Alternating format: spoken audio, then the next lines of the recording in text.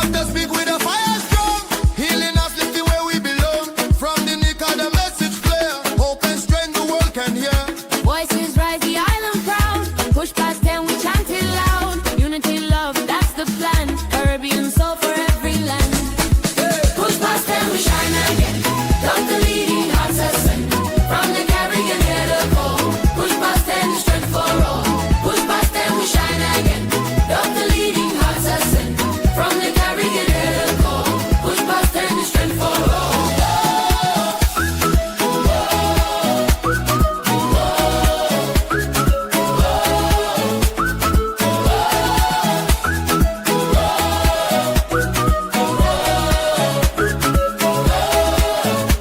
Mental health and true she bring. Voices so when the people sing. Breaking silence, breaking chains. Push past them, runs through our veins. Every shore the fire grow. Caribbean like the whole world know. Dr. Simone, your star will glow. Push past them, we're on the show. Lift your voice and let it spread. Push past them, the world is fed. From the Caribbean shore so wide. Doctor leading, we march with pride. Push past them, we shine again. Dr. leading hearts ascend. From the Caribbean here to call. Push past them, the strength for all. Push past them, we shine again. Dr. leading hearts ascend. From the Caribbean here to call. Push past them, the strength for all.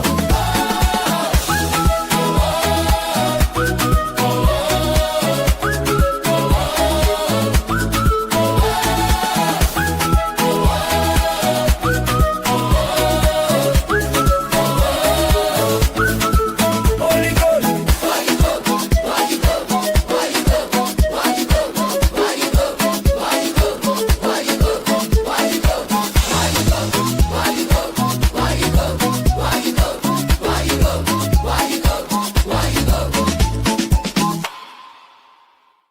Facebook, YouTube, and the rest of the world, welcome, welcome, welcome to the program. Dr. Simone Matthew here. It is wonderful to be in your company live here on Facebook and YouTube, and I will have a repeat of this program on my Untapped Potential program on TDN Radio as well. So it is great to be here with you. Today we are joined by the group I like to call Save Deux Branches Advocates, who were unfortunately banned from the planning division. So we can already start that conversation just from that point, because we have lots of questions such as, is it even legal to ban people from departments in Dominica? So we're very happy to be joined by Mr. Garry Auguiste, Mr. LaRonde, Margaux LaRocque, and we will also be joined in a little bit by Dr. Eipigh Pascal. So we're going to talk about all the updates from what is going on at Deux Branches. We saw the recent release of the ESIA, the Environmental and Social Impact Assessment Studies. And so we have lots of questions, beginning with, would that assessment have been released if not for the pressure that these folks have been putting on our government? So guys, come on in, share the live, let everyone know that we are here for another Power Packs program.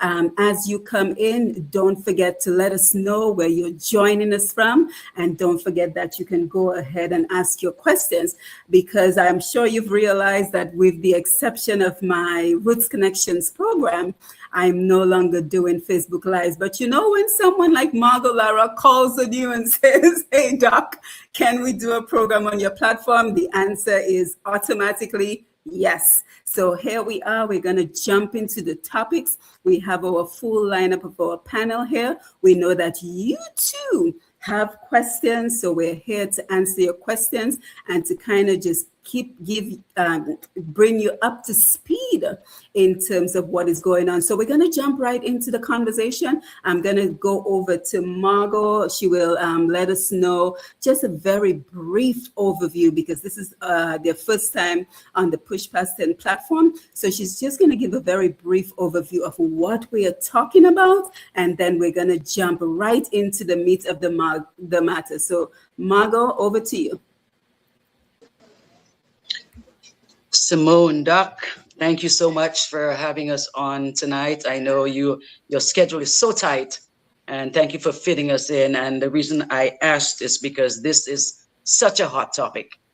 It's just all over the place. I mean, it's in France, it's everywhere. The Chinese ambassador is going crazy right now.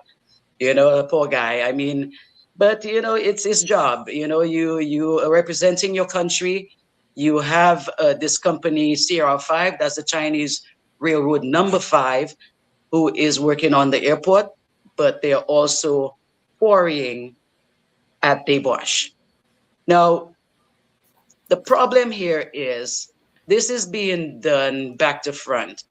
If you're starting a project like that, you should have your EIA, your ESIA prepared. That is your environmental and social impact assessment, and your environmental impact assessment prepared. Now, we've been asking for this since last year. Garry Auguiste, Janelle, Wave, everyone's been asking, and it has not been available. A stop order was placed by the planning division, which today I heard Annie Edwards, who worked for planning, say that it's not only one person that signs that order, it's 4 people. So how did this thing get signed by 4 people? It got the stamp of approval by the court, and now it's just thrown aside. It's like, oh, well, continue working. So this is our issue right now. It's like there is a stop order, so stop it. All right. So what we're doing right now is trying to fight for the denial of access. Garry Auguiste and Jerry Brisbane went in there, Janelle as well, Annie Edwards, they went in to read this assessment because that's what they were told. Come in, you can read it, but don't scan, do not print, do not copy, do not share. But my people, we have to take steps to do what we have to do. And that's what was done. It was shared. So now they are banned from going into planning. That is Garry. I know, Garry, I'm so sorry, they're treating you like this. You're fighting so hard for your community. He lives in Concord, and he's directly affected by this mining because it has completely sullied the river. All the runoff from all this quarrying has caused damage to their rivers. They cannot drink the water, cannot bathe in it, cannot wash their clothes, which is what, a lot of times they don't have water. Dom Dowasco, cuts their water for weeks at a time. And so they rely on the rivers. So, what does it say? You're just completely disregarding our indigenous people. And it happens over and over, and this has to stop. All right. So we have talking points tonight, the reasons to reject this SIA, because it's pretty much illegal. And there's so many holes in it. Alex can run you through that. So can Garry.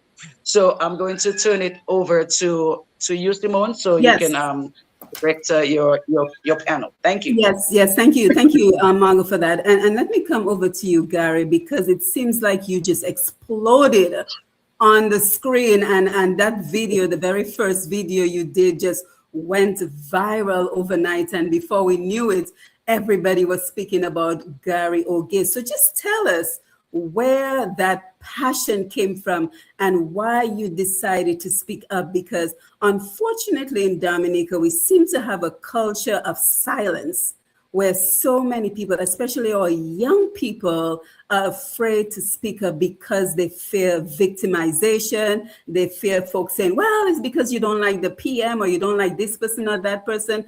Tell us why you decided to speak up on this particular matter. And then, Alex, I'm going to come to you next. Okay. Thank you, Dr. Simone. Well, I'd like to say good night to everybody. Not with everybody here. My name is Garry Auguiste. I'm an ecologist. I studied in the University of Cable campus in Barbados. And so I worked in conservation. And so I actually hiked pretty much a lot of the mountains in Dominica. There are a few I haven't climbed up yet. So I'm always in the forest in what I do. And so the forest is very dear to me, as well as the river. Like I grew up in Concord, and the river was our backyard. That was our playground.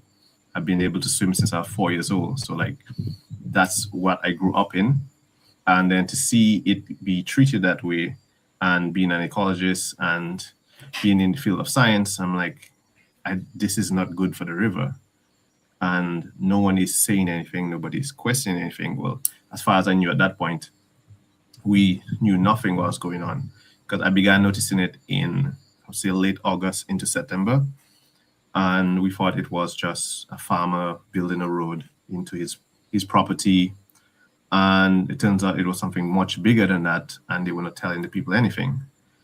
And so I thought I could do a little investigation, you know? And so I remember speaking to Janelle about it, and we're like, just at the aspect of, hey, this is deforestation. The animals are gonna get harmed. Hey, this is river pollution. The marine life is gonna get harmed. The people downstream are gonna get harmed. Why is no one speaking about this? And so that's when we started doing our own bit of investigation in, like, say, September, October time. And we looked into it and saw things were going wrong. And I have a bit of background in editing, like video editing. It's a bit of a hobby of mine. I used to edit a lot in college and make comedy skits with my friends. And then I took a break from it because I went to university. And then I started again because of COVID. And I started getting a bit of a community on like TikTok and stuff like that, just posting just funny skits.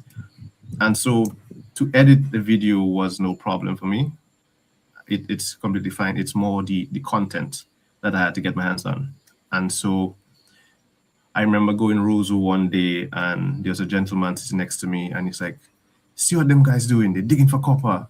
And I was like, copper? What are you talking about, Nabas? See, yes, there's copper in the mountains. And I was like, what are you talking about? And he's like, you don't know they were trying to get copper in the 90s?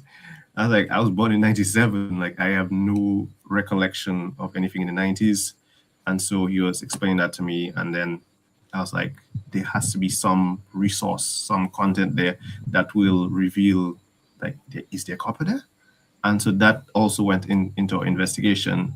And that's when we found that paper that talks about copper mining in Dominica in the late 90s and how it was stopped, and as well as the economic impact and the environmental impact it would have had in Dewash and the whole east of Dominica. And I thought that was so, like, it was blowing my mind that people in my community, in my age group, had no idea this could have happened, right?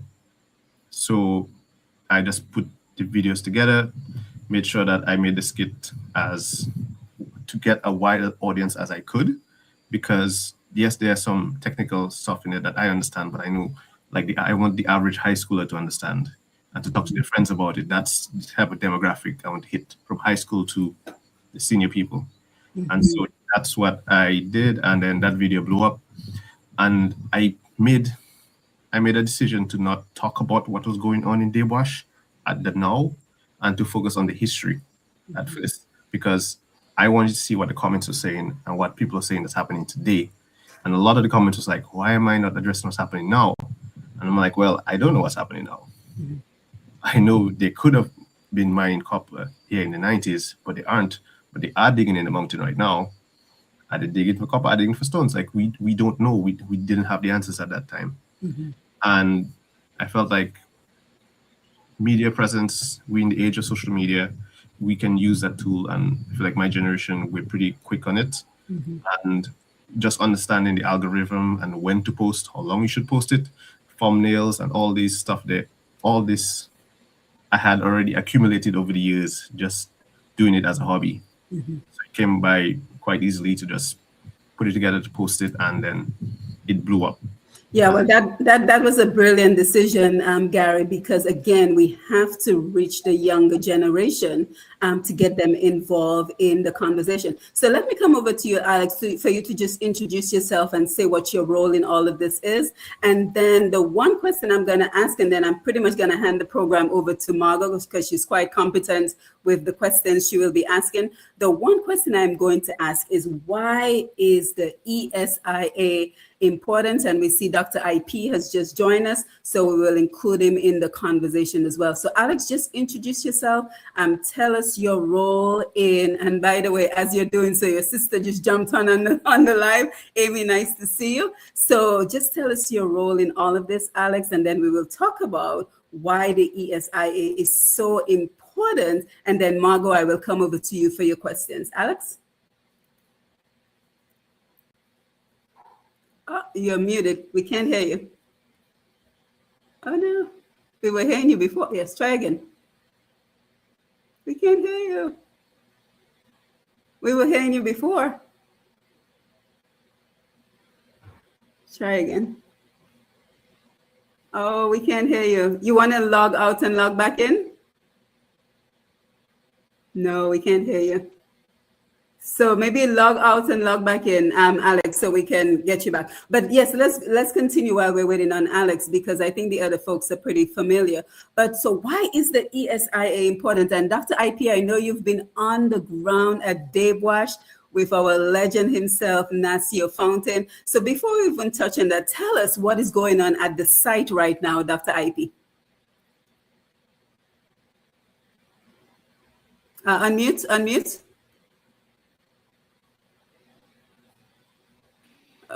All right, can you hear me now? Yes.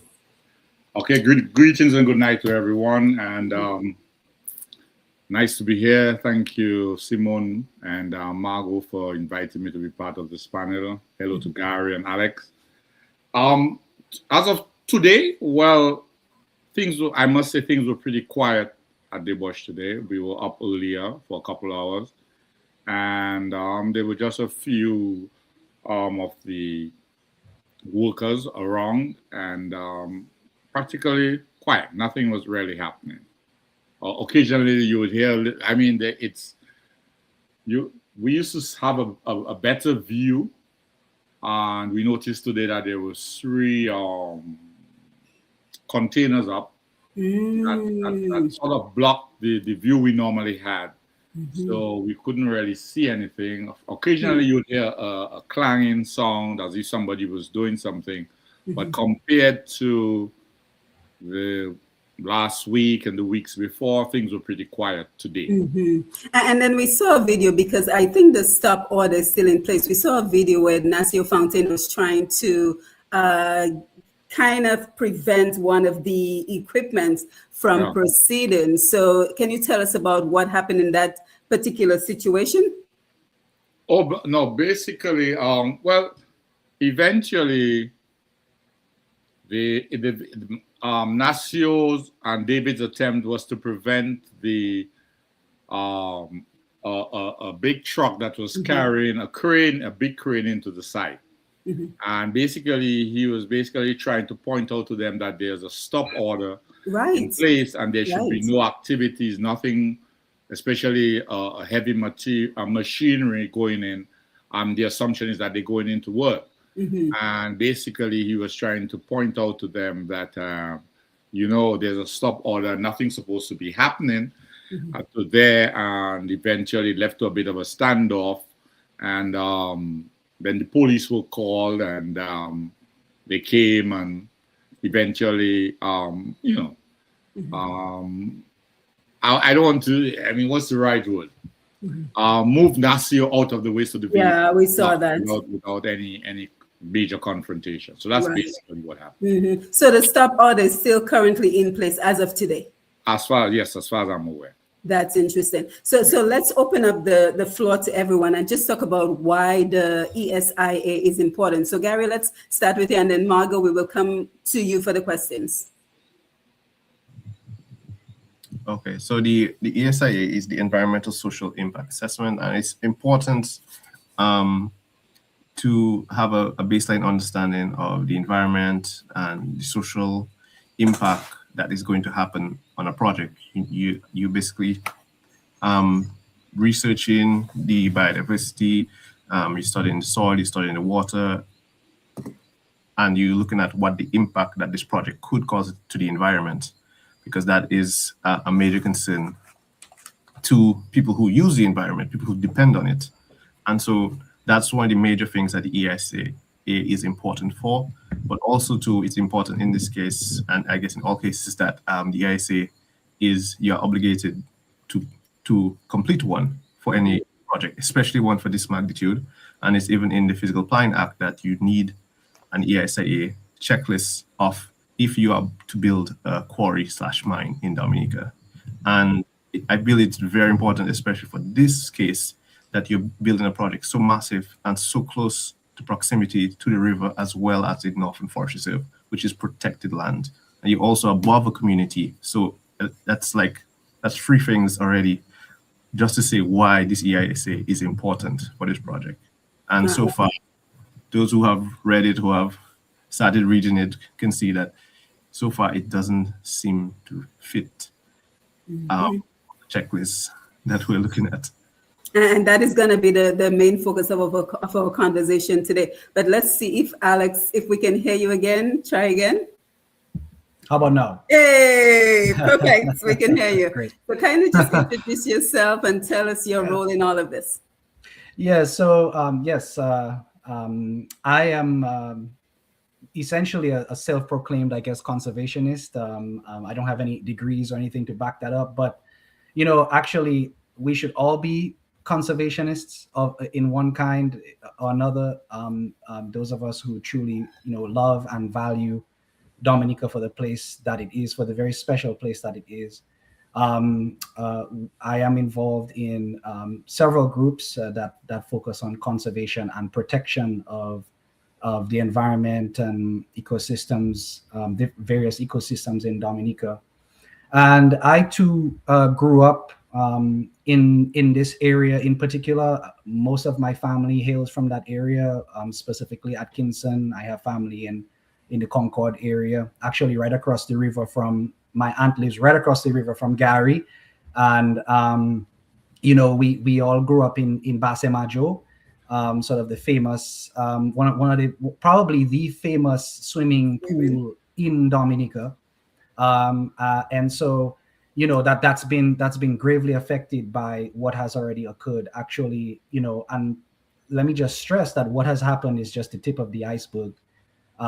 It's nothing compared to what is planned.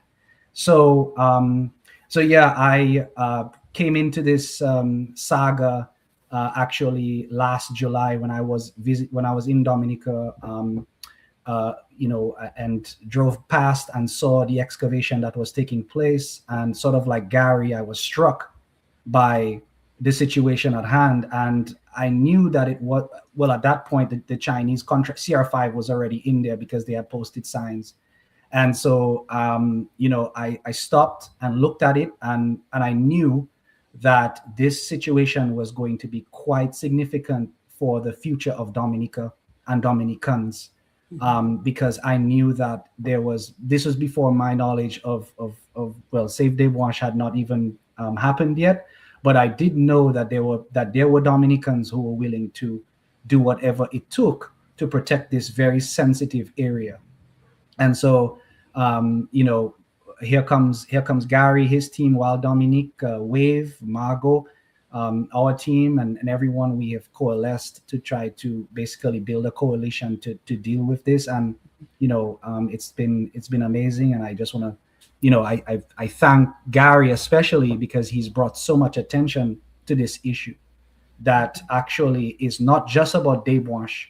I think if you're a Dominican who cares about Dominica and you think that this issue is only about Deux Branches, you need to seriously think about this, get informed and reassess your conclusions on that, because this situation actually is bringing to light a lot of the very negative, insidious sort of, you know, pervasive issues that we have in Dominica from top to bottom. And you know, it shows itself right here in the ESIAs that, you know, which are sort of topic of discussion tonight. You know, this is how things tend to be done in Dominica without the necessary transparency, without the necessary information, without the data, without the proper work that needs to go into a very, very important document like an ESIA. And you know, this is why we end up getting ourselves into trouble with certain projects in Dominica. And I'll just say that, this project, this international airport, which we will stress again that no one on this panel tonight is against, and no one who's fighting for Deux Branches is against.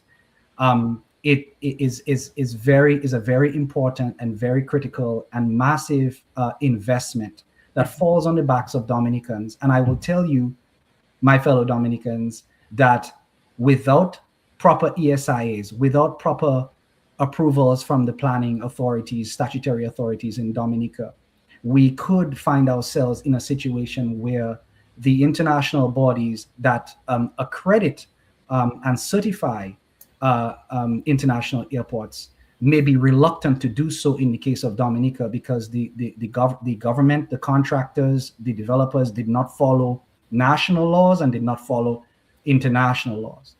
And that is very important. And this is a key point as to why this ESIA and following the international norms that guide ESIAs is very important. Very well said, Alex. And let us just be abundantly clear, as Alex alluded to, this is not a conversation, because people are so quick to say, from the time you start asking questions, you start raising concerns, the argument becomes you're anti-development, right? So I'm happy that you made that point, that this is not about being anti-development. This is about being transparent and following protocols and holding our government accountable for doing so. So with that, I'm going to hand the mic over to Margaux. You have some great questions, and I'll let you decide who you want to answer them. So I'm here. All right. Alex, you just keeping this thing in Dominica, but this goes so much further throughout the region. The good doctor and myself are a part of the Stronger Caribbean team, Together team. So, I mean, it's just everywhere. Anyone who lets the colonizers, as we call them, come in, they fall prey to this kind of things. Just free willy-nilly, like the EIA, for instance, right? This company, they did their own report. The ones doing the blasting did their own report. I mean, they did their own EIA. You're doing the damage, and you're doing it. It makes no sense. Alex, you ran that report, the EIA that Garry and Jerry hijacked. That's what they did. They hijacked it. You ran it through an AI assessment. Can you tell me how many discrepancies you found? Yeah, well, first of all, I would not even say that what they did was a hijacking. I mean, they performed a public service. I mean, they did what they're supposed to do. These are public documents. They still are public documents, and actually, public. That's right. And the way in which they're being held, sort of hostage, right now is actually illegal. I just want to be clear that is completely illegal. Exactly. Yeah, but I mean, it goes back to Benoit telling us no video recording at his meetings. Remember, this guy said he's going to blow the mountain to smithereens, but don't record that. Wow. Correct. Correct. Yeah, this is exactly, and this is just sort of a culture of opaque dealings, as far as government and the public, and it's really it is very, very, very dangerous. Okay, this is why I've said that this is a situation and an instance that really gets to the core of Dominica and what sort of country do we want to be? I mean, are we a country of laws, or aren't we a country of laws? Which is it? You can't pick and choose selectively based upon when it's convenient for you. Right. The government must follow the law, must follow the Constitution, and just like the average Dominican, myself, I mean, No one is above the law. No one is above the law. If exactly, if I took it upon myself to go, I mean, I have family land right there in Chapara, right down the road from Deux Branches. If I was to go there and roll in with some excavators and say, okay, well, I'm going to develop a quarry or a mine or whatever you want to call it myself, I'd have the planning division on my back in 5 minutes. And Exactly. they would shut me down. And you know what? If I went back in there without their approval, you know what would happen? I would get a $40,000 fine.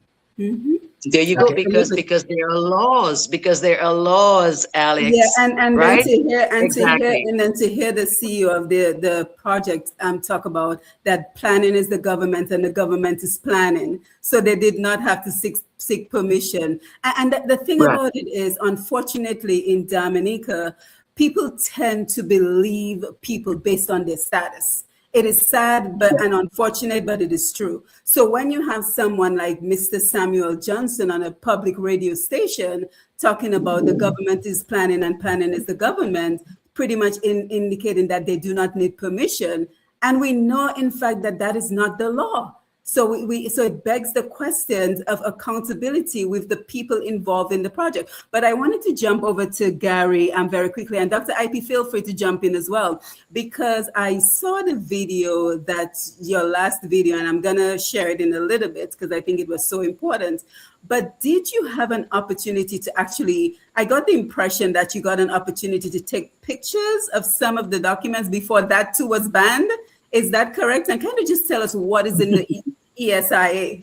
Yes. I was gonna jump in when I heard Margaux said we hijacked, because I was like, we didn't hijack it. We had all our rights to take those photos. We have a right to view those documents, and we actually had a meeting with the acting chief, Chester Ailey, on the Friday before. So the Friday was the 13th, and we asked him at the meeting, can we take photographs? Because he was giving us these terms that, hey, we can't live with it, we can't scan it and stuff like that. It was like, doesn't make any sense. So we asked him, is there documents in the Kalinago territory as well, or elsewhere in Margaux? Like, is it only in Roseau? And he's like, yes, it's only in Roseau. And so we also pressed him, like, why isn't it in these affected communities? And which he let us know that it was actually a board decision. The option was there to bring it to the communities, however, it was voted against. So that's what he told us on Friday. So that's something that, there's a lot of information out there that you can only fit in such a small video. But so when we went there on the Monday, we came prepared with our phones, because the only thing that we have is that we can take photos. So we're not even going to read it. We're just going to take photos. So we know we were allowed an hour and a half, got in there at 8:30. I think it was about 6-5. It was a few of us. And we just took the photos, made them into PDFs, and then we left. And they have witnesses, because they have one of the secretaries or one of their workers is sat in the room to watch and monitor what you're doing. So we can't say we didn't take photos, because we clearly did. But what I'm saying is that the reason now that so we then went back the next day, Tuesday, because some of the photos were a little blurry and I wanted to retake it. So I did that in the morning, and then later in the afternoon, one of our colleagues went to the area and they told her she can't take any photos. She's not allowed to take any photos at all. No scanning, nothing like that. By that time, we had already made everything into PDFs. We already sent it to a team, and people already starting to read it and basically verify which images they did touch-ups, basically. So we already had our hands on it by Monday, and we fully distributed it on Friday. We didn't want to fully distribute it to the wider Dominica, because we wanted to have a meeting with Chester Ailey again, because every time we try to get a meeting with him, he ends up pushing back the meetings until it's like every time it's a Friday. So it was like, okay, let's meet with him. Based on what we hear from that meeting, the wider general public will get the ESIAs. And we feel like we did them a service, because people are not going to come there and sit in that room just for that small moment to read such a long document and to actually leave comments. So we felt like we gave them a hand, and now we're being punished for it.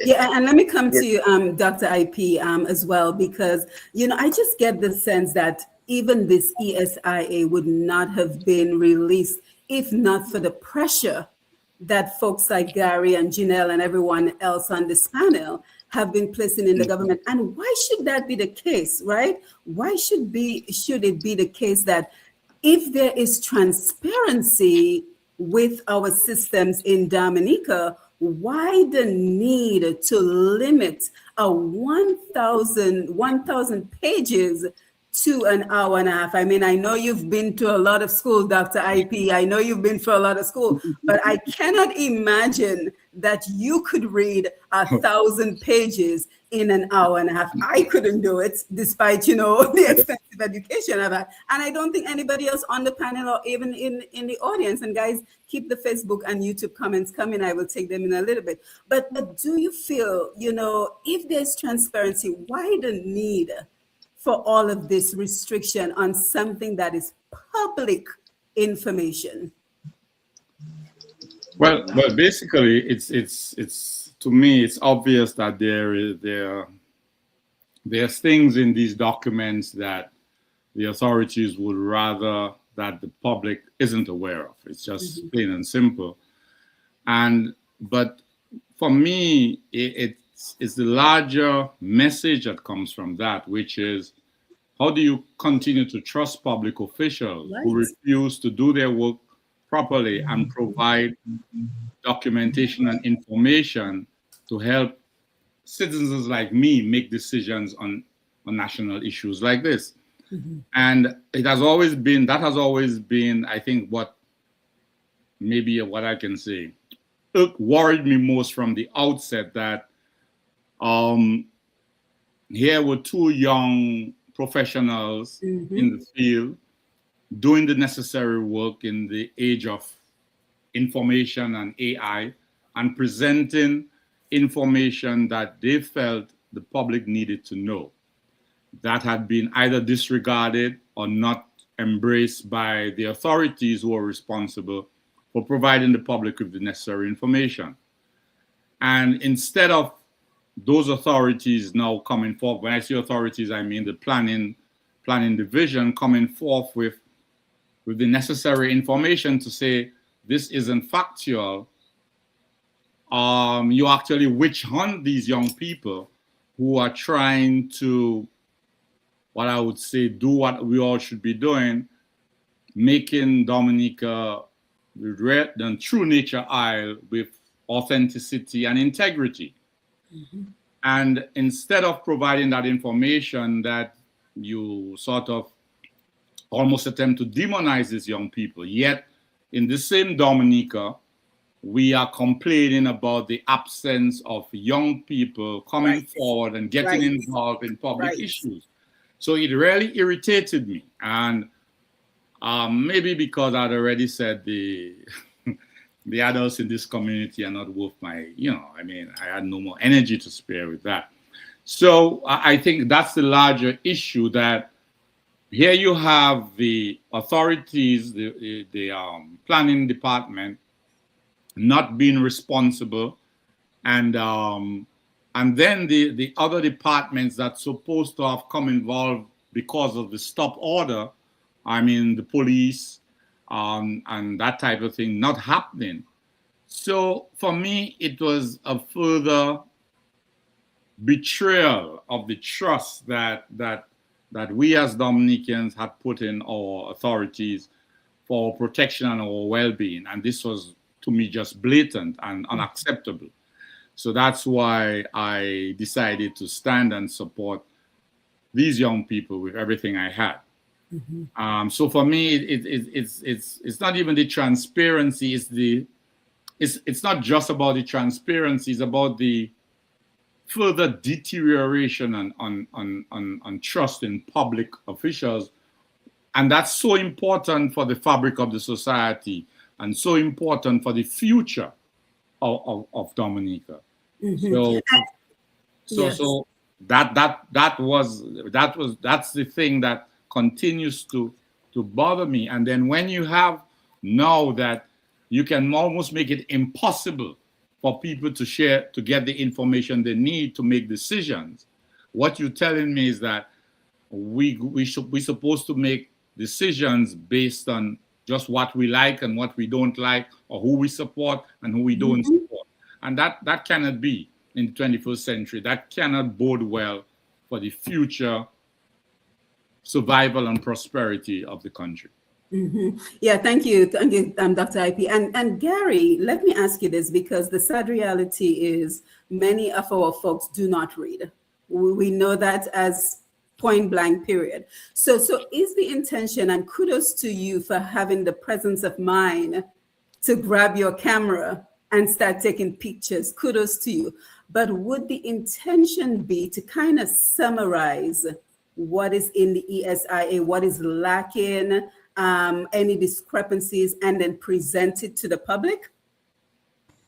Yes, thank you for that. Yeah, I appreciate summarizing a lot, especially in my in my science field, that my professors are always like, you need to be concise, precise in your presentation of any of your work. So for me, reading this, like this is 1,000 pages, right? Yeah. I don't mind reading it at all. I just don't like the time limit that we're given and this restriction that we're given.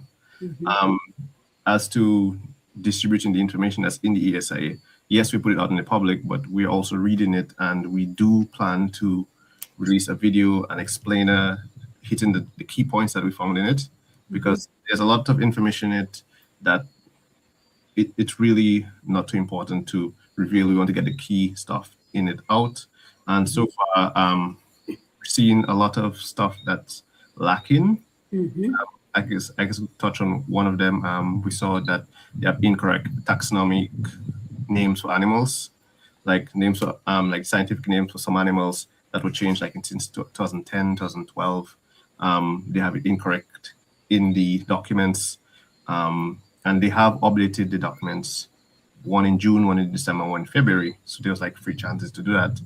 We're also seeing that they have listed their experts who have worked on in these documents. However, the experts don't have a name, don't have their qualifications next to it. It's just a title saying experts in forestry, experts in this. There's nothing. It's just that is it. So either these experts don't exist, or we just have one expert that is a super expert in all of this. Wow. Yeah, and hopefully we can do the release. If you want to do a deep dive into the ESIA, we can do a program on that as well. But Alex, let me come to you, because I think what all of this, and Margaux, then I'm going to come back to you so you can fire out some more questions. But the question that comes to mind, and I'm sure it's in the mind of a lot of our members of our audience, is if everything that is being done is above board, right? If everything that is being done correctly, why the need for the secrecy?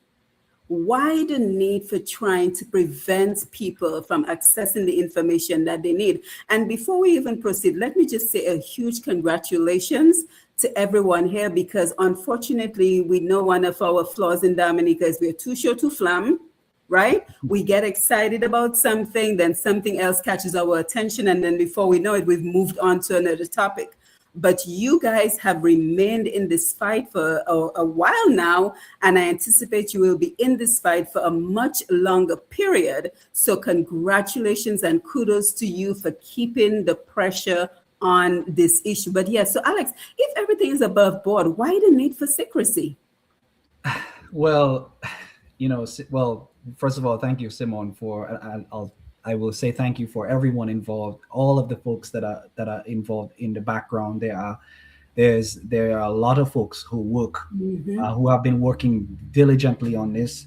And I just want to say this to the authorities or anyone who's involved in this project, who may be listening or may hear this in the future. Hear me now.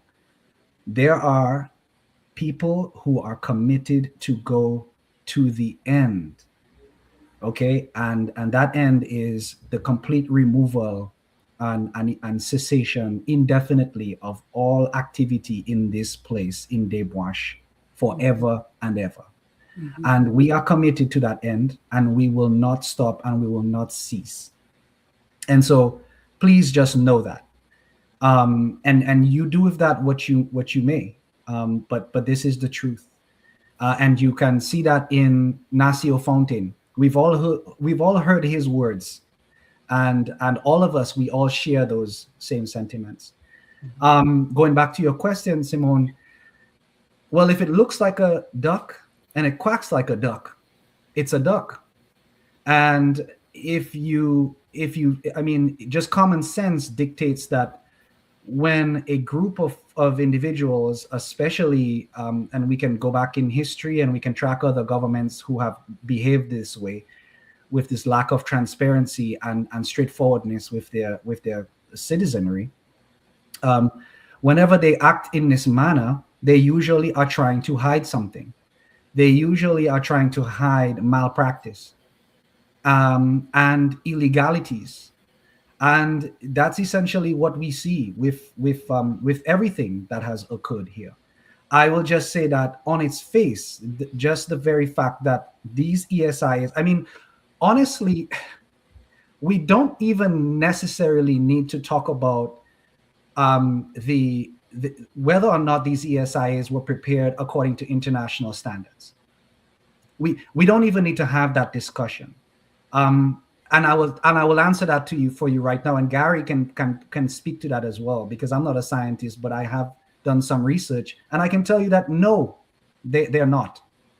They do not conform to the international requirements.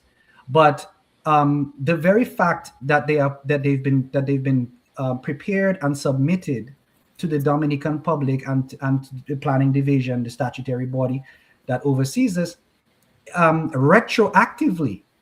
And by that I mean that they were submitted after the work was begun. Okay, they're disqualified. You do not submit ESIAs after the work has begun. You know why? Because you cannot take accurate data. You cannot take samples. You cannot do soil sampling. You can't check species. You cannot do noise. They're going to be blasting. You can't take noise readings. You can't do any hydrological sampling. You can't do you can't do any geological sampling. You cannot perform the science after the project has begun. That's why you must do it before, so that you can establish these baselines and you can create that sort of threshold, so that while the project is being conducted, while the work is being done, assuming you've been approved to do so, your mitigation practices that go along with that, because this is a constant process. You have to constantly be working on mitigating the effects on the environment and the communities around this project while work is being done. So this information and this data that the ESIA provides is very, very critical. This is why it has to be done before. Okay, you cannot come after the fact, okay, and say, okay, we're going to present this, because it means that all of your data, if you did in fact collect data, meaningful scientific data, and analyzed it, it's all basically null and void. So the ESIAs at this point, okay, let's just put this in context. They began work in June of 2025, and they're delivering ESIAs to the Dominican public, okay, in what are we now, March of 2026. Okay, so where are we now? That's like 8-9 months, right? So that does not work. Actually, according to our laws in Dominica, our laws disqualify these ESIAs. They should not even be considered by the board of the planning division. And so this is the question. Again, it comes back down to, are we a nation of laws or aren't we? Right? I mean, really and truly, if our democracy and our government was working properly and working the way it's supposed to work for the Dominican people and for Dominica, the nation, the soil, okay, really what how they should have worked was that the planning division should have essentially shut this down.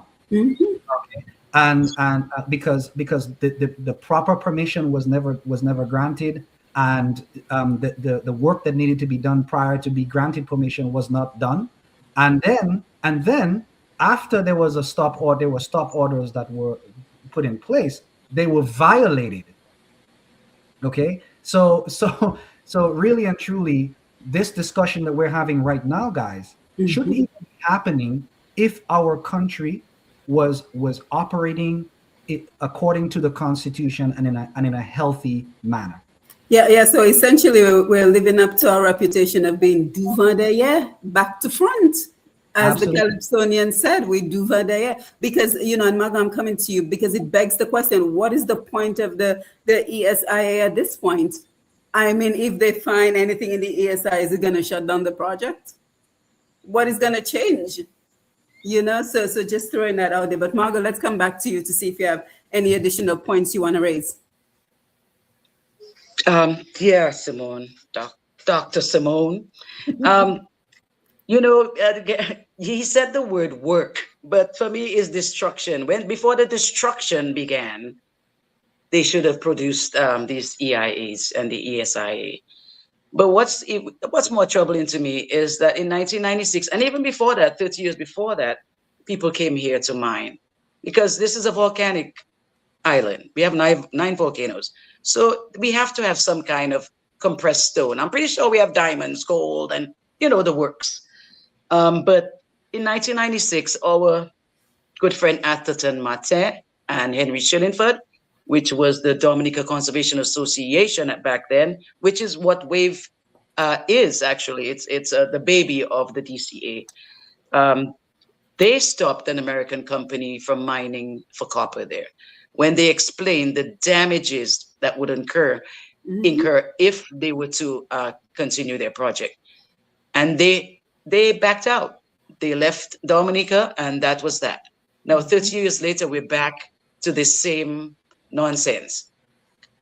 Everyone knows the copper is in there, but you're telling us it's not the quarry that we're used to in Dominica, that the scraping the walls kind of quarry, with the excavators. This one is to, just like Africa, to make a big hole and then dig deep. We're talking 2,000, 3,000 feet. We're going down to sea level. What are we doing? There's stones down there for real, special stones for your international airport. They're saying it's for the tunnels. And you know why those tunnels are under there now? It's because water and more water is surfacing in the airport. I did that EIA with Cliff. I keep saying it. No one listened to me when I said I was there. I documented 8 ravines. Okay, there's a lot of water in Wesley. It's all underground. So what's happening now? They think they diverted it. It's just moving to somewhere else. That's what water does. It will find its way out. And if they, like I said, if they're going to have to stop the water, they're going to have to mess with Mont Diablo Terre. And you don't want to do that. They don't call that mountain Mont Diablo Terre for nothing. So you cannot go and mess with that mountain. They should never have put the runway right there. It should have been placed down there where Eugenia Charles told them, right on that ridge. And they wouldn't be having all these issues. They would have probably finished with the airport already. The airport started at 432 acres. It's like almost double that. It's double that. And it's out of control because now they're kicking people out of their homes. And that's what Annie Edwards is in court tomorrow for. An initiative that WAVE started. But she's in court.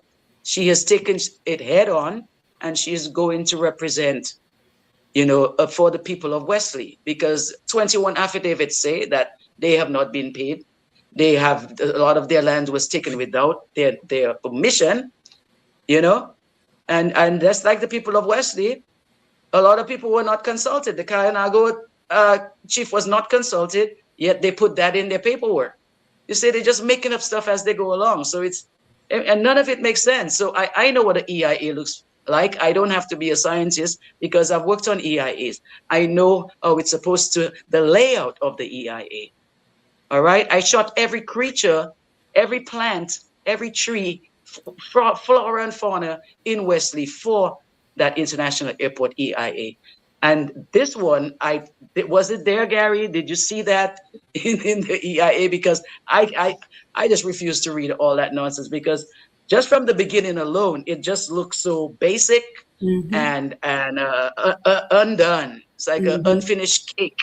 Yeah, and that is why I wanted to come back to you, Gary, because the truth of the matter is you're going to be probably one of the very few people who have laid eyes on this document, because we all know it'll probably get to the point where there's no more access to this particular document. So as someone who has seen what's included in the document, and we already talked about, is it up to international standards? Give us some insights of what you saw, what is lacking, what is done correctly. Just give us some insights on what you saw.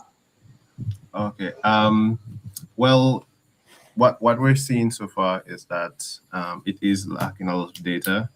One of the key things we were looking at when we went into it was like, who are these experts? Because the Prime Minister did say that they have experts who are working on this. So far, the only person we could name is Josiah Benoit, who is the environmental engineer that we have met a couple of times at some community meetings in the village of Concord and Margaux.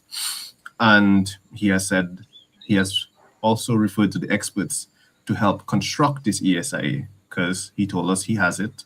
So we're like, we want to see it. And he did not give it to us. And now here we are months later, and now we finally get a chance to see it, and we only have 2 weeks. So because we took photographs of it, I don't think I'm one of the last people to see it. That's a good point. As we know right now, it's only the few of us who went there the first day and took the photos that are banned from coming in. That was the direct message from the Permanent Secretary of Housing. And why were you banned? Why were you banned from going in? I don't understand why you were banned. Were you being disruptive? Were you being aggressive? Were you being disrespectful? I mean, the public wants to know, because now I'm concerned I might get banned if I walk into a particular office. I mean, Alex, Margaux, are you concerned? Yeah, we banned arbitrarily? I've been banned. We were banned. Well, you know, if someone like Mr. Benoit said, no videos at his meetings, right? But I did take the video of him saying that. So just having that, you know, was a problem. But you know, and I did take some more, but without pointing my phone at him. You know, I took his audio and was pointing the phone somewhere else. But it's like, what are you hiding? It's a public meeting. So if you're saying the right things that supportive of your project, then you would have no problems in me sharing what you just said. So what's the problem? I mean, and this is the same thing with these EIAs. You know, you're talking about all over Dominica. It's not just Des Bois, you know, and Des Bois has plenty of water. Water is coming out of the mountains, sweet, beautiful water. And this is what there's just no conscience when it comes to water in Dominica. You know, the rest of the world is dying for water, but we have, so we don't care. Just mess that river up, mess that one. We have more, but we don't have more, because all our rivers are drying up. They are drying up, and a lot of people are dumping stuff in them. All right, so I don't know where you can bathe anymore. Go up the coast, go up the West Coast, and tell me where you're gonna bathe when you come home, Doc. Where are you gonna bathe, man? Forget about it. Nowhere. I was just sharing with my mom. We were so fortunate growing up in Bath Estate that we had that deep river right there in our backyard, and that's where we spent our entire summer. And the social impact is real, because when you have children who no longer have access to going to bathe in the river, and then we wonder why our children are stuck on their tablets and their devices all day long, because there's nothing to do outside. There are no rivers to go bathe in. There's not a tree to go sit under, because we're cutting down all the trees. But Gary, I really want you to answer that question. Yeah. Why were you banned?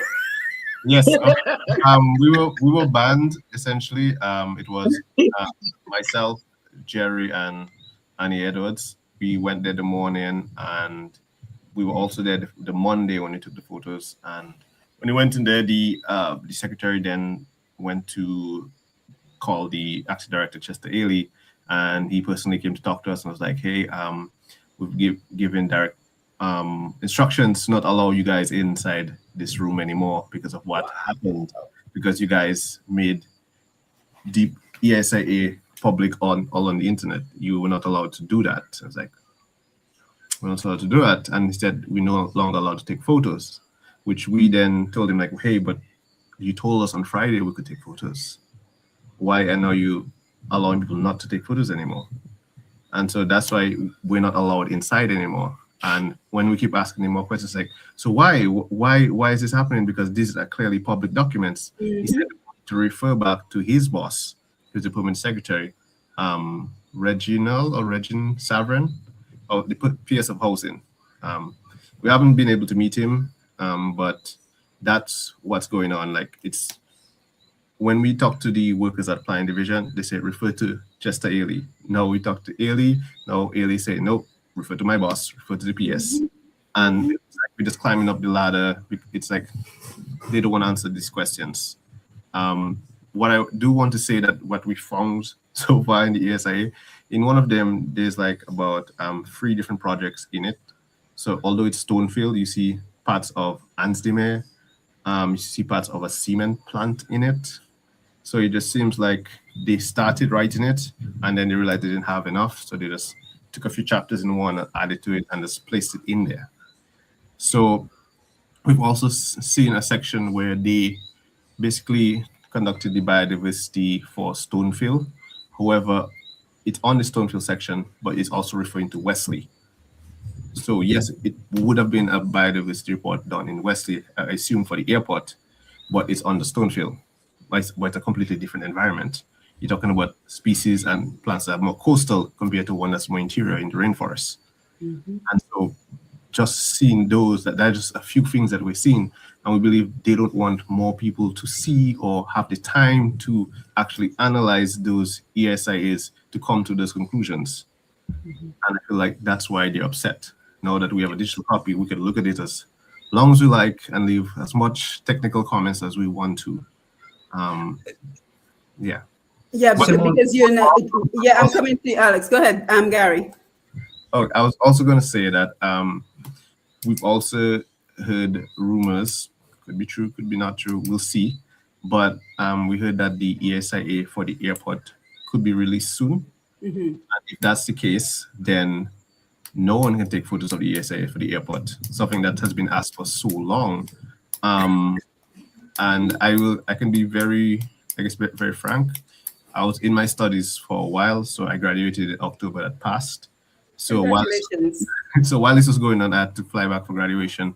And so like I'm fresh out of school and this is going on. So like I've seen what's going on at the airport, but now I'm seeing what's going on in Deboash, and then our investigation in Deboash realized they have no authorization to do this. Nothing has been approved. We've also learned that even in Cropper Hall, the quarry has not been approved. Only the crusher has been approved. Anzime has not been approved either. All these things are now opening up just because we started looking at Deboash. And I feel like what we started, just Janelle and I were doing the investigation, just walking the river and trying to find out more things, like trying to get answers, and then doing that social media campaign, because we had Save Deboash. We strongly believe in our three-prong approach, which is like science, outreach, and legal. So I fall within that Venn diagram between the outreach and the science, where Janelle would fall more in between the science and the legal. And then we have people like our geologists who's purely science. And so all these people are coming together, and through the outlet of the video to let the public know, we feel like we have gotten certain victories, such as the stop order, because from what we understand from talking to the former chief planner, Ms. Durival, and Chester Eipigh, is that there was a decision to take action for a stop order. However, they did not meet quorum because it's a board decision. However, when public pressure started going on, there's a change in decision. And so the stop order happened in December 1st, but if it happened December 1st, why not just release the documents? Let the people know. Why are we getting to do this all the way in March? Why does Nasir Fountain and Mr. David have to try to stand in front of a vehicle and tell the police there's a stop order on? All this shouldn't be happening. And we just want transparency from our authorities. Yeah, and I'm coming to you, Alex, but again, going back to the point that this is not about being anti-government, anti-development, but it's about transparency and the need for protocol. And the reason you guys were actually banned from the planning division, Garry, I hate to tell you, is because, again, it goes back to the fact that the government knows that most Dominicans do not read, and you guys were reading too much information. You were getting too much of the information that is actually in the ESIA, and you were prepared to challenge it. So that is the reason they decided, no, you guys are just troublemakers. And one of the points I want to make very quickly is I was very impressed when I saw that you all brought on international experts on this topic, on this investigation, because for far too long, we've just been hearing, well, you know, Margaux and Eipigh and them, they're just troublemakers. They're always looking for trouble, right? So it was great to see when the new voices, you and Janelle, came into play, and when you brought the international experts to back up what you were saying. So congratulations on that. So Alex, let me come over to you. Wanted to raise some points?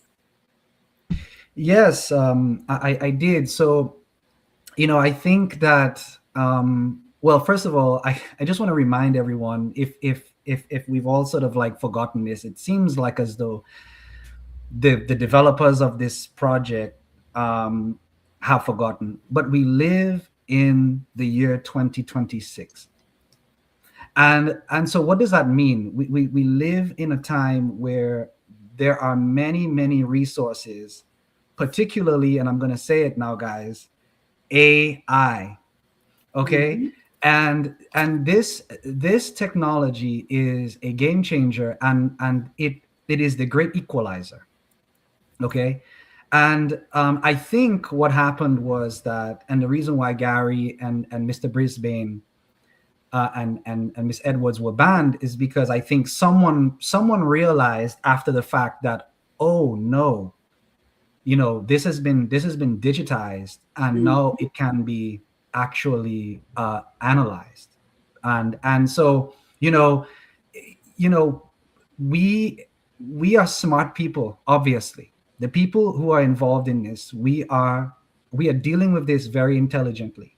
So the first thing we did was we ran it through AI, and AI is very good at data analysis.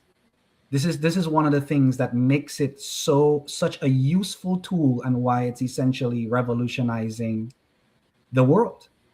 And so you can take these documents through and run it through. And actually, what we did was we did a cross-reference analysis. So we ran the ESIAs through ChatGPT, and we also ran it through Claude. And so that we have they can sort of like, you know, check that analysis against each other and make sure that everything is actually, like, you know, solid, and the analysis is feedback is good to go. And so we were able to do a gap analysis on, you know, these documents, right? And a gap analysis is essentially that it basically pinpoints where there's gaps in a document per the recognized standard for that document. And you know, one of the key things that came back is that, first of all, the developer is the one who is essentially producing its own ESIA. If you look at the document, and actually you don't need AI for this, you just need to be able to read right on the front of the ESIAs. It says Montreal Management Consultants Development, right? And they are the developer for the project. Well, guess what? They're not allowed to provide their own ESIA or produce their own ESIAs. But here they are submitting this, and that's not allowed. That's a conflict of interest. Conflict of interest, absolutely. Yes. Okay. Absolutely. Another key factor that AI came back with was that the Kalinago indigenous community was never consulted. We spoke about this, okay? And per international law, okay, and laws that Dominica and the government of Dominica are signatories to, okay, projects of this kind that affect indigenous communities need to have, first of all, those communities need to be consulted. There needs to be participation from these communities, and these communities need to give consent. This is a very key word. They have to give consent that this is allowed. And Chief Sanford laid that out publicly this past Saturday when she said that, she never gave her permission. Well, first of all, they were not consulted, and she never gave her permission for this destruction, as Margaux put it, to go forward in Deux Branches. And also we come back to the issue of Garry brought this up, data. Again, these documents rely very heavily upon data. Okay, and this process is very it's structured, and it's laid out in a way, and it's supposed to be laid out in a way that follows, like Margaux said, a very specific format. Okay, and so data, the lack of data, okay, essentially undermines the document. Okay, the required surveys, the water sampling, the soil sampling, species counts, even regulatory body engagements, laboratory reports, hydrological measurements, like I said, samples of air quality, because guess what? They're not only is the plan supposed to be for them to be actually quarrying or mining for stones, but there's a crushing plant on site. Okay, do you know what happens when you crush stones? That releases particulate into the air, right? And that air then wafts through communities. We need to take samples of that. There's going to be blasting. We need to take samples of the current ambient sound, and what's that going to be like when there's blasting. All of these things need to be assessed, and the AI came back to us and essentially said that, hey, all of the data that usually is required is missing. It's not there. And Garry, who's and his team, who are actually reading through the ESIAs, are basically, they're having the same, they're coming to the same findings. I just want to also say that, this is such it's such a slap in the face, as a Dominican. I consider this entire thing to be a slap in my face. Mm-hmm. Right? It is disrespectful.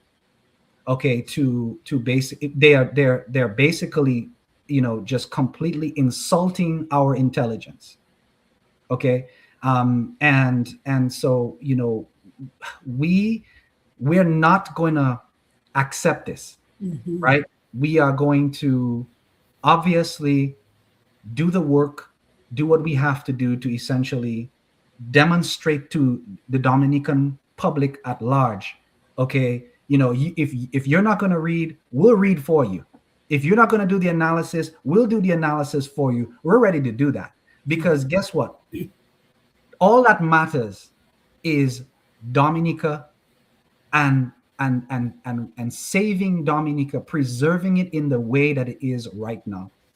Okay, and development, yes, but there will be development with preservation. Mm-hmm. Okay, and protocol. Yes. And so, we are the ones, if you want, we can call us the guardians, call us whatever, but we're doing the work. All right. We're doing the legwork in the background to make sure that everybody is informed, so that no one can say that they didn't know. Mm-hmm. No one can say that, no one raised these points or whatever the case may be, right? We, Garry, Janelle, their team, we've all been very transparent. This right here is a exercise in transparency. We are talking this out publicly. We're bringing our findings out publicly. We're letting everyone know, okay, what we found, what is there, what's in there, and you know, basically we ask everyone to make a decision about this situation based upon the facts as we're doing. Yeah, thank you, Alex. And we have to start winding down in a little bit. But I think, you know, this is a case of be careful what you ask for. You just might get it. Because for far too long, we've been asking for youth engagement. But when the youth come and they bring their AI tools and say, well, you know, pretty much what you're saying is BS, then we get upset because we wanted the youth to become engaged, but we wanted to do it on our terms. So it's a case of be careful what you ask for, you just might get it. And also the importance of setting precedents. I think that is the bigger topic that we're looking at right now, because now that you and everyone else, Garry, Janelle, Dr. Eipigh, Margaux, Wave, everyone else have been brave enough to challenge the government, now hopefully that is setting the precedence where we will no longer see that Duvalier operation where we're doing things back to front. We're starting an international airport, then we're doing the ESIA, we're starting mining, and then we're doing the ESIA. So hopefully it is a lesson learned for the government that now we have a group of people who will challenge you, and who will stand up and say, hold up, wait a minute. You know, this does not seem right, and we need to go back to the drawing table and do the right things, do things in protocol. But we have to take some of the comments. So before we wind down, we also want to talk about this Nature Island brand, because, you know, I don't know the area that is Deux Branches, but from what my mom is telling me, it is actually an area that is on the way to the airport. Is that correct? So it's on a main road? Right. So I'm going to come around the room. So we can start sharing some final thoughts. So kind of make a note of what you would like to say in wrapping up. But let us also keep in mind that Nature Island brand, which we are so proud to proclaim when we tell everyone, oh, I'm from Dominica, the nature island of the world. We don't even say the Caribbean no more. We say the nature island of the world, the Garden of Eden. So how does that reconcile with that Nature Island brand, which, as far as I'm concerned, all our industries should be under that umbrella of sustainable development under that Nature Island brand? So when I come back, I want us to share on that, as well as any parting thoughts you have. But we must acknowledge our Facebook and YouTube audience, because they've been wonderful. They've been here for the entire time. And so we want to make sure we take some of their comments before they leave. So Amy, nice to have you on board. Hopefully you will join us on the screen next time, because I know you're very active. She says, our hero Nasio, peace and love to him, and Empress Helen. She also says, also the Kalinago people must be consulted before anything that impacts their major watershed. Tanya Smith, nice to have you on board. David Joseph, thank you for being here. Greetings and good evening to each and everyone. Giving thanks for all who are standing for Dominica in spite of all the negative and derogatory remarks being thrown your way. Well, you know, we are all descendants of Kalinago and Negmawa, right? I mean, I wear it proudly. I hope you do. So I think that is where our indomitable spirit comes from. Net Packet says, interesting. David continues, for much too long, we have allowed this government to approach on our rights and the Constitution of Dominica. We have sat idly by and watched as our country has been taken down the abyss with our eyes wide shut. Very good, David. Yannick, how we don't have a PDF, or okay, Yannick, you might want to rephrase that. I'm not sure what you're saying. So we're going to make sure we take a comment from at least everyone who joined us. Lester, great to have you on board. We have Roots Connections tomorrow and you'll be on. Thank you for tackling this matter head on. Tanya, Dominican, stop worshiping God. They're into spirit worship now. Everything that man do, they're glorifying. Arian Perryman, we are so proud of the bandwidth of Garry Auguiste and Janelle Brisbane. Dominican needs young advocates since most young people have been pushed out or left. And the importance of the generations working together, we cannot underestimate that as well, right? So the importance of the generations working together. Miss Elix, use Grok. Grok breaks information down flawlessly, far better than ChatGPT. So a recommendation on an AI tool to use, it's called Grok. Grok is the word. And then Arian says, I'm trying to understand why we constantly need to preface with not political, good question, not against the government, and blah, blah. Does the government ever begin with, we are not against the people, but refuse to ignore? Can we simply be pro or anti whatever projects based on the overall benefit of the nation? Great question, Arian. Michael John, great program. So guys, yes, thank you for all your comments and on all your feedback. And yes, we have to say it's not it is not political and it's not anti-development, because we know that that's where the attacks come from when folks attack the conversations. But that doesn't impact us. We will keep going. So guys, let's circle around the room, get your final thoughts, and just kind of tie to that whole Nature Island brand that we are so proud to proclaim. So let's go over to you, Margaux. And again, thank you again for reaching out and, coordinating this program to bring it to our audience this evening. So let me come over to you, Margaux. Well, thank you, Simone, for having us on tonight. We're talking about Nature Isle. You know, when I came home, I came home with such high hopes of the Renaissance and doing, projects here, with the rest of my working years, and now all I just see myself fighting against this and fighting against that. And people say, everything is political, or this, and it is. We have to call it what it is, because it is our leadership that's allowing a lot of this stuff to happen, all of it. Okay, and the people are to blame as well, because they are just started. Well, so it is that we have. You know what we have? We have a beautiful country. We have a lot of water, a lot of delicious, healthy water, air. 100% oxygen when you go up to Des Bois. You want to know where Des Bois is, Simone? It's in the forest, in the middle. The road is running through a forest. That is where it is. And this is where you see on the road, you see that big bobo there? That's can you imagine what's up there? They have destroyed a lot of trees up there. Go to Haiti, and Haiti will tell you. Ask Africa how their copper mining is going. We cannot, Dominica is too small for this. We cannot be digging and drilling and messing this place up and inviting people. Oh, come check us out. Oh, beautiful Dominica. Come and swim. And come on. Really? The minute you leave the airport, that you're seeing?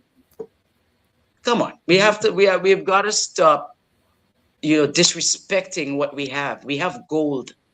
That's our gold. Water. We want to sell everything else. Sell all our stones. Sell everything. You know what? We have water. Everybody wants it. And we have it pure, sweet, and healthy with minerals. So let's stop the mining. Leave Dominica alone. They said that in the early 1900s, do nothing. That's what them people came here and said, do nothing. And that's what we need to start doing. It's nothing. We can develop in other ways. That plays well with nature. With that whole nature brand that we're selling, that we got to stop it. We got to stop it. That's all I have to say. Stop the mining. Yes, thank you. Thank you, Margaux. Dr. Eipigh, your final thoughts? All right. Well, thanks for having me. And I did appreciate being part of the discussion, although I prefer to listen. What I'd like to say is that basically, it's pure and simple. To my mind, what's happening at Daywash is not consistent with the Nature Island brand that we in the Nature Isle boast of and propose. There's no, to my mind, I don't think any Dominican who actually physically goes to the site at Daywash would disagree with me. And I would say furthermore, it's a bit, I'm not sure what's the right word, but maybe unjust and unfair and disrespectful on behalf of the planning board. And I hope they will consider that aspect of the Nature Island brand in their future deliberations, because they have an awesome responsibility to set the standard for making decisions on national issues that in 2026 that should be based on the science available and the data, the factual data available. So based on the factual data available and the science available, we shouldn't be even having this discussion. By now, the planning board, if they were transparent, they should just have quelled this and find some other solution to finding the necessary aggregate, as they say, for the project in Melvin Hall. I think they should just simply do the right thing and just put a stop to this, what's happening at Daywash, and let us move on. Thank you. Mm-hmm. Yeah, thank you for that. And I'm going to pin Gary's video to the comment section so everyone can see the video, his most recent video. Let's come over to you, Alex, and then we will end with you, Gary. So your final thoughts, Alex. Yes, Simone. So I just want to say thank you to you for providing this platform and allowing for us to have this discussion as we responsibly are entitled to do so. Those of us who consider ourselves to be, again, lovers of Dominica. I think that all of us Dominicans, wherever we may be on this earth, we love our country. Mm-hmm. We are some of the most prideful people on the planet. You know, I can tell you right now, I have been to many fetes, and oftentimes you find that Dominicans will have their flags out more than anybody else. Mm-hmm. So now, in this time that we find ourselves in, we need to now pull that flag out, and we need to represent for our country, for Waitukubli, and we need to. It's time to put up or shut up. Okay, I think that we all need to pay very close attention to what's going to happen in the next week or so. I believe that all comments for the ESIAs are supposed to be submitted by the 30th of March, and then the 27th of March, and then there'll be the end of the month, and I'm assuming there'll be a decision about how this is going to move forward after that. So, talking about precedents, let's all wait and see if there will be a new precedent set in Dominica in the future of Dominica and the governing of our country, and let's see how that's going to affect things moving forward. I will just say that if the outcome of this is that CR5 and MMCE are allowed to go forward with what's happening in Daywash, I'm just going to say my opinion is that it's going to spell the absolute and utter destruction and proven corruption of our government in Dominica. So let me just say that. As far as the branding, and how we are viewed internationally, I can tell you, I'll be very honest, selfishly, I don't see it that way. Mm-hmm. I look at what's happening in Daywash. It's very personal for me. Mm-hmm. I see it,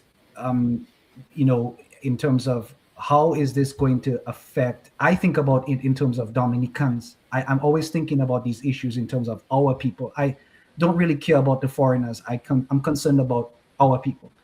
And I want that river to stay as pristine as it has remained for thousands of years through my lifetime, onto my children and their children's children, and so on and so forth. I told my 2 little girls the other day that Daddy is fighting for that river that I took you to last year when we swam, and my daughter, I told her, the pool where you jumped off of the big rock. And she looked at me and she said, "Oh wow, yes, Dad, you need to protect that." And it broke my heart. It brought me to tears a few months ago, when before the stop order and all of this happened, when I saw there was runoff and all of that that mud and silt entering the river, and it made that and the bacteria blooms caused the basset to basically become very murky, like growth and whatnot on the rocks. And it broke my heart, because just a few months before that, I was there with my daughters and they were enjoying this beautiful crystal clear pool that Dominicans enjoy and the tourists enjoy. Okay, so we're fighting to protect that. I'm fighting to protect that legacy.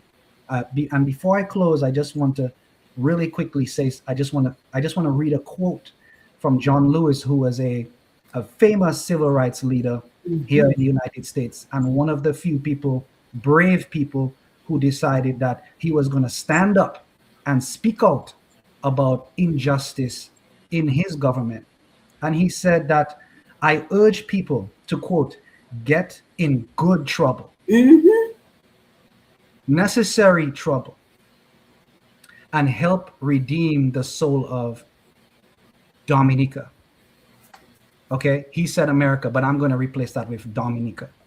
All right, and there is such a thing, and we saw how that worked out for the civil rights movement. And here we are now, all of us here, Garry, Margaux, myself, Janelle, Nasio, Mr. Brisbane, everyone that's working behind the scenes. We are, yes, we're troublemakers. We're good troublemakers. And history will reflect that we will be written in history as the people who were on the good side of history, just like Mr. Afi Mate back in the late 90s, who fought to protect this very same place we're fighting to protect 30 years ago. We are fighting now for the same place. And then I hope and pray that 30 years from now, the next generation, my kids, will be fighting for Deux Branches. So absolutely, to say, stop the mining in Deux Branches. Stop now. Yeah, absolutely. Thank you for that. So let me go over to Garry, the man who's recognized as the person who started all this trouble with that first video. So Garry, your parting thoughts, and what's next? What's next? What's the goal, Garry? Where do we go from here? So kind of just give us some insight on what is the progress going to be like from now on. Yeah, thank you. A lot of people have told me I have ignited this whole situation. Like, it's filled with gas already, and I was the match that set it ablaze and shed light into everything that's going on. But what I want to say, I was making some notes. What Dr. Pascal was saying about aggregate. Like, one of the things that we saw so far in the ESIA is that, or what we didn't see, is we haven't found any aggregate quality testing data in there. And so we've heard people talk about density. People talk about this is the best quality rock for the runway. This is the strength. We need to be in Deux Branches to get this rock. And in the ESIA, so far we haven't found any information that could prove that.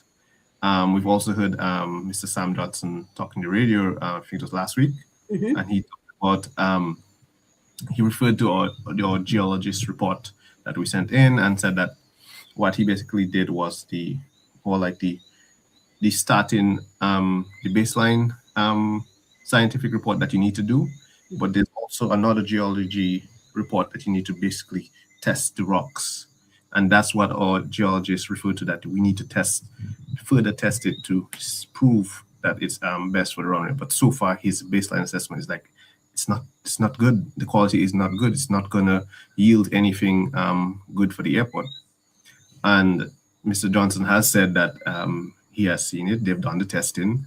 And so I feel right now we have gotten so far the stop orders, the ESIA application documents, but we have not seen that document to prove that this is the best quality rock from Deux Branches. And we haven't seen that yet. And we've had Sam Johnson confirm that it exists. So I am banned from flying division right now, but maybe sometime we will get that.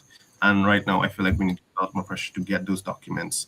And what we're saying is that we're so transparent that when the geology report came out, we shared it. We shared it with people. We shared it with our peers. We also shared it to all the media houses, all the newspapers, even News, Q95, all of them. And so all of them have access to this, to share that information, because we could only do so much. And we're asking all the other media houses to do the same when stuff come out and not be one-sided in the discussion. I also wanted to touch on, before we go, I think, I don't remember who was talking about it. Might have been Margaux talking about people think that we're anti-government. It is something that is going around the island. Like, anybody who seems to support what we're doing are saying that we're anti-government. Even other groups that have came to aid us in our investigation, in our campaign, have been labeled as being anti-government, and they're just basically facilitating something for us to spread the word more, but they have been labeled as that. And it's like, no, it's free speech. We all, and everybody deserves information. Everybody deserves to be educated on the information, something that's so important, so impactful to the community. And I really feel like the youth of today, we are the leaders right now. To stand up for what's right for Dominica and what's right for the environment and what's right for our future. Because we all know climate change is real. Some of us don't believe it, but our rivers are shrinking. It's nothing that's false. Our rivers are shrinking, and Dominica is listed. The Eipigh River is listed one of the main rivers in Dominica, and we want to hit that resource. I don't see it being anything positive at this point. Even if the rocks are the densest and are the best quality for them, I don't think just being in that location is good for anything. Yeah, and congratulations to every one of you, because again, bridging that gap between the generations and serving as role models for our young people to speak up about your concerns. Dominica is your future. Dominica belongs to you. We're simply in keeping it for you until it's passed on to you as the next generation. So the importance of showing what happens when young people speak up. But I want to thank everyone for being here. Dr. Eipigh, Margaux, Alex, Garry, thank you so much for the updates. I hope that you will continue to join us even after you've dissected the ESIA and you are ready to present what you found. Garry, you wanted to chime in? Yeah, I just want to say one more thing. Last week, Saturday, we were at Deux Branches. We had a gathering. We had about 70 to 90 people. I was losing count, but we had a good gathering of people. I believe this Saturday we want to do it again. Oh, good. If you have a flyer or anything, let me know. I'll share it for you. Yeah.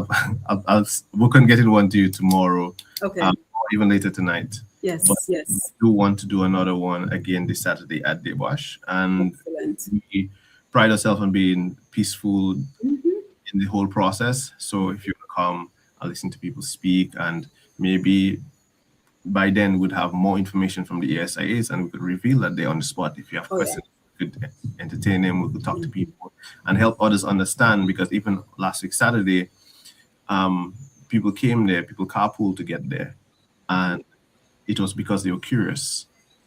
Although we had a lot of supporters who were like, yes, we're against it. Some people was like, I'm not sure if I'm against it, really. Like, could you tell me some more information? I was like, I'm right here. And that is your role, to educate and inform, So that is a very important role. But I'm certainly on board, and you know, the importance of recognizing the importance of the media. So Margaux, congratulations on that, for always recognizing the importance of getting this information out to the media, whether it's the radio or the internet or Facebook, YouTube. Hey, Miss Badwell, nice to see you. I'll see you tomorrow night on Roots Connections.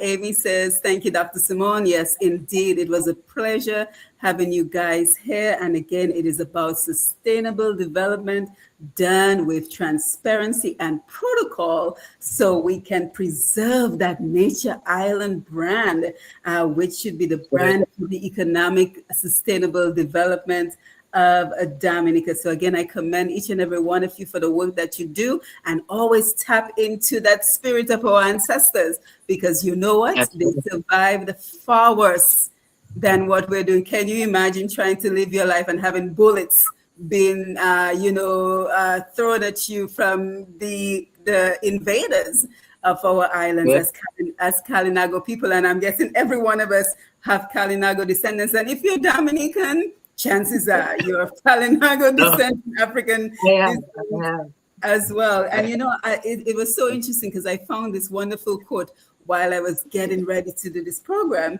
And it says, real progress values ecosystem, biodiversity, and balance over profit-driven destruction of the land and natural resources. I mean, I opened Facebook, and can you believe that is the first thing that popped up on my screen from a page I don't even follow. So I think this was a very timely conversation. Hector, thank you for being here. And I hope we can continue this conversation. So I want to thank you for taking time out.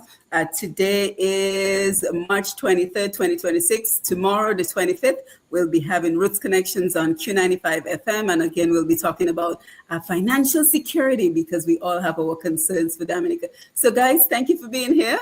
Until next time, I am Dr. Simone Matthew, and it is great to have this platform. We're over 20,000 followers at this point. So it is great to have this platform to be able to share all our concerns and everything else related to our beautiful island, Dominica. So with that, good evening. I look forward to keeping in touch with you guys, and we will see where it goes from there. All right. So have a good night. Thanks, awesome. Thank and you. big up our secretary, Amy LaRonde. Amy, we love you. Thanks so much for everything that you do for WAVE and for the cause, babes. All right. Yes, let's keep the good fight going. Take care, guys. Bye-bye. All right. Good night. Mm-hmm.